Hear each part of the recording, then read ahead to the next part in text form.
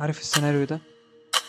ليلة 31 ديسمبر، قلم جديد وصفحة بيضة وحلم كبير، والسنة دي لازم أغير حياتي.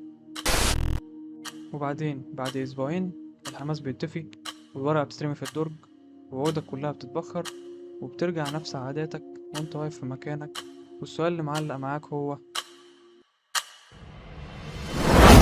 ليه؟ خليني اريحك الاول، انت مش كسول وانت مش ضعيف، وانت اكيد بتعمل اللي عليك، بس للاسف بالادوات الغلط. الموبايل مش وحش، بس المشكلة انك ماسك جهاز معمول عشان يسرق اصلا انتباهك، وبتطلب منه انه يساعدك تركز، وده صراع انت مستحيل تكسبه. والورقة والقلم بتحس معاهم ان انت عملت اللي عليك، بس الورقة للأسف مش بتصحيك وانت ناسي، ما بتشدكش وانت ضعيف، وما بتحاسبكش لما اليوم ورا يوم بيعدوا وانت بتأجل اللي عليك وبتسيبها خالص.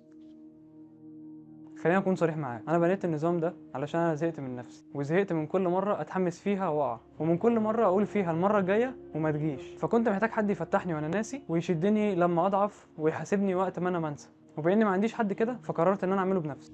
خليني اوريك السيستم بيشتغل ازاي. دي المفروض ان دي مهمات بكره، ورقه عاديه جدا بكتب فيها مهماتي. ببدا ان انا اصورها وابعتها للتليجرام.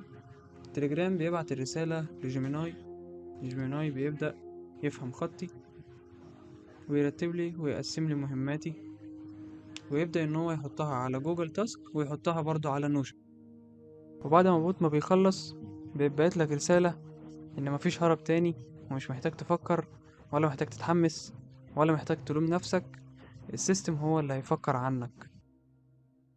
لو انت كل سنة بتوعد نفسك وبتحس بالذنب بعدها، يمكن المشكلة مش انك مكملتش، المشكلة انك سايب نفسك لنفسك. 2026 مش محتاجة إرادة أقوى وتضعف تاني، محتاجة نظام أرحم.